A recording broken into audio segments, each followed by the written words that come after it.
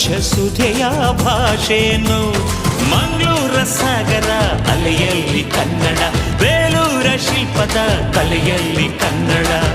ಅನ್ನ ಕೊಡುವ ಭಾಷೆನೋ ಅಣ್ಣ ನುಡಿದ ನುಡಿ ಕಾಣು.